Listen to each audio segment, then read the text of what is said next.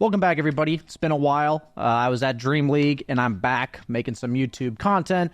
We are all probably expecting the Crownfall update that Valve has teased us about coming out in the early 2024, but it hasn't come yet. And we are anticipating it, but we don't know when it's going to be here. But in the meanwhile, I think it's going to be best that we talk about the best 3 heroes in each role for 7.35, the last patch of 7.35, and just talk a little bit about the meta and what makes these heroes good, and spamming them now in order to learn them, gain some MMR, and also kind of like smoothly transition into the next meta, whatever it may be. So let's go ahead and get started. So starting out in the 5 position, we're going to be talking about the best hard supports. First and foremost, you guys may not like to hear it, you may not want to play it, but the most broken hero in 7.35 in the 5 role is my boy Chen. Chen was banned in 98% of games at Dream League, and there's a reason for this. It's because he builds the early auras, and he makes it so basically any lineup turns into a in-the-game lineup at like minute 25. It feels really hard to go high ground right now. Not if you have a Chen, though. He just goes like drums, he goes Vlads, he goes Griefs, he goes Pipe, whatever items are most necessary for him to end the game. And even in pubs where it's discoordinated, you will have a lot of farm because you dip off into the jungle pretty early. And honestly, I think it's harder to play against Chen properly than it is to play Chen right now. So if you're ever considering picking up a micro hero, getting used to what like these jungle creeps will do, it's a great patch to learn Chen. Will definitely pay off in future patches. Next up is Crystal Maiden. I think she's just the all-around jack of all trades. She always has been. A lot of people are leveling her aura level 2, using her first nuke to secure range. Sometimes they'll even level the Frostbite level 1 in order to win trades if the carry can secure range, and then they're still going for the aura level 2. Usually it's by level 7, it's 141 is what I'm seeing most of the time, but if you're having issues defending towers or clearing waves and trying to get some farm as Crystal Maiden, you can definitely go 411. She just feels really reliable right now. Taking aura level 2, she can just spam spells in lane, needs minimal regen, and overall can abuse the pole camps and protect them. The only concern is making sure you sentry the large camp ahead of time because it's difficult for you to block it. Next up is Lion. You know, he got nerfed, but he doesn't suck. He only sucks literally in game. I think that the fact that they nerfed the shard and everything, he's not nearly as S tier as he was before, but he's still by far the most reliable playmaker and lockdown coming out of the support position, and still has a decent win rate in pubs. Now, the one you're going to be offended by, most of you, but the fact is it is broken. I've seen it as one of the most picked heroes in my bracket, is Terrorblade. Now, spoiler alert, I also have Terrorblade included in the 4 position because he's played as both 5 and 4. He's played by a bunch of noobs, meaning people who never played Terrorblade. He was played by me, who's a noob Terrorblade support, never played him before, and his win rate's above 50%. That just tells you everything you need to know. If his win rate's above 50% in the Immortal bracket, with people who've never played him before playing him, he's absolutely busted. He trades really well in lane. People are starting the game with stat items and 6 tangos because he has high armor, so the 6 tangos have tons of dividends, and they're just maxing out reflection. They're going 1-0-1 with Blood Grenade. They look for that level 2 metamorph Blood Grenade reflection timing. It's actually pretty insane. He wins almost every trade with every support in the game, and then reflection is an insanely strong laning spell.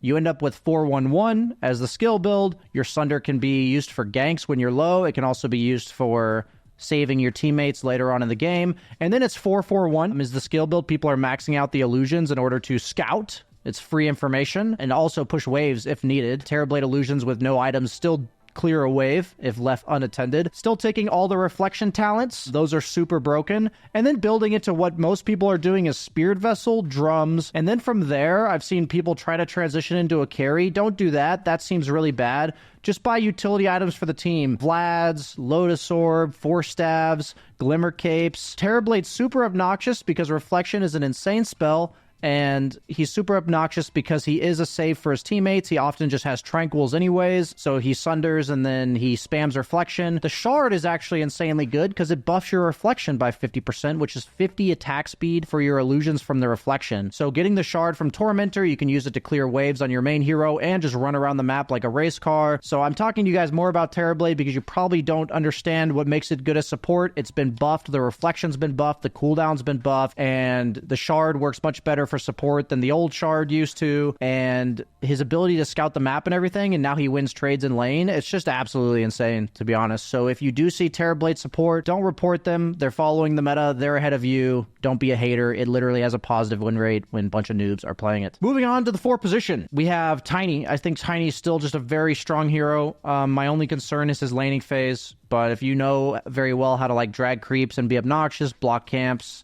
and look for toss combos, then you'll be good to go. But also you can just level Tree level 1 and play for denies because he hits for like 85 damage with Tree. So overall, gets that Blink Dagger, becomes a playmaker similar to Lion, feels very strong. Hoodwink, she got worse because of the Mage Slayer change. She no longer goes Mage Slayer. But most Hoodwinks are just going for max Acorn Shot, 414 skill build, and getting a Maelstrom. And I think from there, you can honestly go Gleipnir. You can go any utility items like Force Staff, Glimmer, all that kind of stuff, Ether Lens. But it's all about a hero that can clear waves, be super obnoxious on the map, and then also provides burst if she's ever with a teammate. She's usually good follow-up, not good initiation, and that's where Hoodwink plays in the meta. She's also just a very strong laner, it feels like. Techies also can be played at the 5. Don't have him here, but he can also be played at the 5. Just kind of feels like the lane winner right now. That just feels like what Techies is. So for Techies, a lot of people, they buffed his Q to like latch onto further distances, and it just feels really impossible to lane against Techies. He's really good at controlling territories, like securing Roche for your team,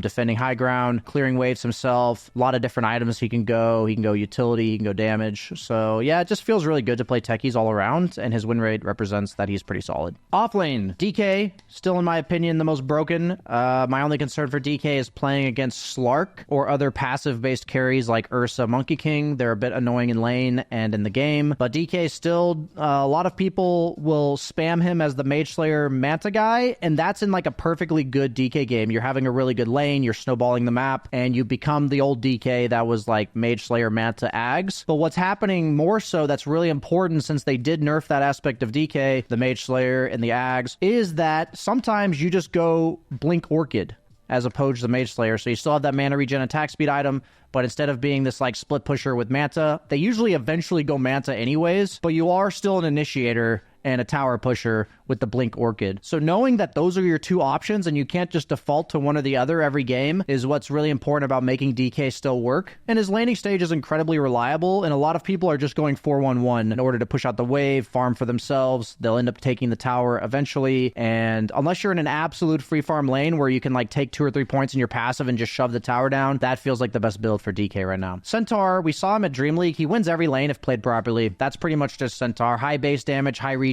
People just go 2 rings of protection. That solves his like only weakness. And unless your forward position is a Pudge who hooks a bunch of jungle creeps and leaves you alone, then Centaur is just an absolutely broken laner. He goes phase Veil, Blink, Shivas. All of his items kind of got nerfed a little bit, like the Shivas and the Heart and all that kind of stuff, but his laning stage is super powerful, and you can do a lot in the mid game. And his win rate in Immortal bracket's like 55%. It's pretty nuts. I definitely think he's better as you go higher in the MMRs, but he's still amazing for winning lanes. At low MMRs, you might just have to play a bit more farm heavy for yourself with like Sange and Kaya Shard, stuff like this. Mars, he's back. He's out of this world. He's literally not on planet Earth. He's on planet Mars. As what we're seeing with Mars is that super reliable laner, and most notably, he's always been a good laner, but now he has multiple builds. And what I mean by that is we've seen like Blink BKB, that's a classic. We're seeing like the double bracer phase Soul Ring come back, like everybody's doing that, but then it's like Blink BKB. We've seen like Yule's Ether Lens as like utility to catch like spirit heroes and Puck. We also seen that people go like whatever mid-game items they need, and then if the game's kind of tough or they're lacking damage, you just go Revenant's Brooch, Rapier. As long as you have a BKB, like Revenant's Brooch, Rapier with God's Rebuke, it does like 2,000 plus damage through armor, right? Because it's magic damage. So it's absolutely nutty. I won my last Mars game because of that build. And it's like, the thing about it is it's not a build you want to go every game, and you want to avoid it, I think, on average. But in games that feel hard, in games in the past, whereas Mars, like your best answer was Deso and it was still kind of like underwhelming. Now all of a sudden you have like a win condition in these games, and that will account for like a solid 5-10% of your games. And that makes a huge difference in a hero's win rate and flexibility. And especially a hero that I think lacks damage and the ability to like solo carry pubs. He now has that with this new build, and he's one of the best heroes to utilize this Revenant's Brooch, Divine Rapier crap that we see PAs doing and stuff like this. And it's almost certainly going to get patched out next patch, but knowing that that's what makes Mars even stronger now than he was before and more reliable is really important. For mid, I think farm-heavy mids that clear waves and scale are by far the most reliable way to win right now. Like we saw in previous patches, you know, like the Earth Spirits and the Primals, the heroes that like run around the map. It's not that like Primal's a bad hero, Earth Spirit is a bad hero, but it's not like all these melee guys are bad. But we see like Lesh's win rate, Zeus's win rate, and Puck, like they're all at least 50%. Zeus is like 54. And I think Lesh and Puck are two heroes that require a lot of nuance and understanding of them. First and foremost for Lesh, they buffed Edict like crazy, so most Leshes are going 0-4-2. 2, and then they're maxing out stun later, but they're using their third spell to secure CS and their W to like out trade and push the tower. So that's how Lesh is getting played right now, and he's going like Kaya into Bloodstone, like Kaya first, then into Bloodstone. And there's games where I even skip Bloodstone because they have heroes that are hard to lifesteal off of. So knowing that there's multiple options for Leshrac and knowing that his build can be highly variant, but he's like a min-maxing hero. He is a farming hero for the mid lane that takes towers, carries the game, can go like Blink Hex, can go like BKB Shivas. Like he has a lot of different ways that he can run in or be like an assassin with the team.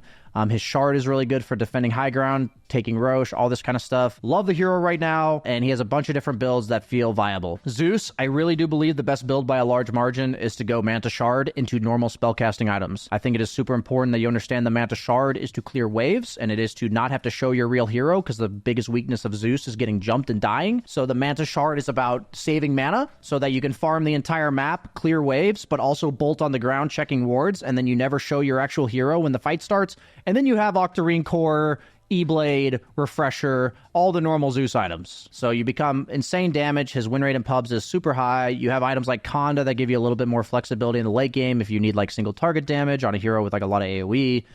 There's a lot of different ways to conceptualize this hero in the late game, but I think that's what makes him broken, and I myself have had a ton of success with Zeus across all of 7.35, and I feel like he's just getting better and better as a lot of these other like gap-closing heroes are getting a bit nerfed. Puck, her build just scales like insanely well right now. We're seeing like Witchblade, Blink, Parasma, Sanj and Kaya, Ags, Maelstrom, like these type of items, and you'll go Euls if they go Orchid. Know if you're against Puck, the best way to deal with Puck is to go Orchid. That's what everyone's doing, so most Pucks in response are going Euls. That's kind of like the rock, paper, scissors of the meta right now. All I'll say about Puck is her win rate is about 50%. It feels impossible to play against a good Puck, and it feels manageable to play against a bad Puck.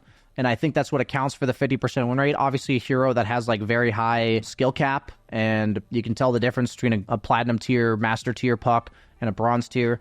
So now's a great time to learn Puck. You kind of have like a rigid build with like 1 or 2 reactions like the Euls, and you can play like your own game. You can play for farm. The hero's a split pusher, catch, damage, everything. So it's a great patch to learn Puck. If you are a mid laner and you haven't already done that, it feels like these 3 mids are carries, and that's what makes them feel reliable right now, as mids do feel like they have space to get farm on the map, except for the fact that they are encouraged to do like 1 or 2 early rotations if they get the rune. Coming in at the carry role after watching Dream League and playing for about a week after getting back, Lifestealer, absolutely freaking busted, okay? Radiance got overly buffed. Lifestealer is the best Radiance builder in the game because Radiance relies on long fights to do its damage, right? So you use Rage, then you infest, you wait till Rage is off cooldown again, you uninfest, you Rage. That's like 20 seconds of a fight right there. That's 60 damage per second. That is so much damage for free if you're ignoring right clicks that you did during Rage, you're ignoring your infest damage, you give your teammates health when you infest them, so it's hard to focus anybody. They have the AoE mischance on them as well. It helps him farm. S and Y got buffed in the last letter patch. So the build is Armlet, Radiance, S and Y. And then from there, we're seeing a bit of mix-up of like BKB, if they have silences, or like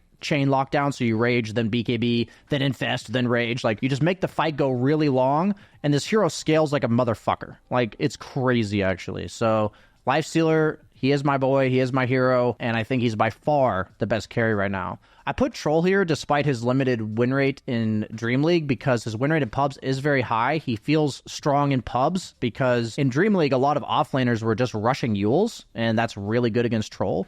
So unless you're dealing with a bunch of Eul Scepters in pubs, I think Troll is still the same hero he was before. I think he was stronger last patch because there's a lot of like summons or offlaners with Vlads and stuff, and Troll loves just right-click man-fighting people, and he wants his offlaner to have those items. But if you're not seeing the Eul Scepters, then Troll feels really reliable going the Battle Fury build for like the early mid-game timing of like sustain and lane into BKB and SNY, or the Maelstrom Mjolnir Shard build for more mixed damage against high armor lineups. So he has multiple options, and they both feel pretty good in pubs. And last but not least, for the carry role, he's been nerfed a bajillion times. His win rate's still about 50%, and it's 55% in my bracket, and that's Faceless Void. So I think he's still the be-all, end-all carry of all pubs. He also hard counters Lifestealer, specifically. The best heroes against Lifestealer are BKB lockdown heroes that also build like Mjolnir because it gives you 40% True Strike and it deals partially with the Radiance. So Void's got both of those built in. Very few other heroes, if any, have that built in. So when we're looking at Void, not only is he still like a solid hero in and of itself, but he's also good against the meta carries, specifically Lifestealer. So I would say Void may not be the best hero to spam right now if you've never played him before or you're just learning him, but he's a great hero to hone if you've already played a bit of Void and you're looking to like understand the hero a bit better. Keep in mind that when we're talking about absolute broken, like spam them, now's the time, we're going left to right, right? I know this is the end of the video, but left to right means spam the shit out of them. I will say for Terrorblade support, it is probably now or never, because he's probably getting patched in some way that he's not meant to be a support anymore, because I don't think that's what Valve intended, but you never know. Maybe that's going to be the natural character arc for Terrorblade. But yeah, guys, I hope you enjoyed this video. I hope you enjoy that I'm back to the YouTube. I'll be releasing 1 or 2 videos a week, keeping you guys posted. Looking forward to the Crownfall updates, and stay tuned for more updates from your boy BSJ. See you around. Toodaloo. Bye. Like, comment, subscribe, all that kind of juicy stuff. Bye-bye.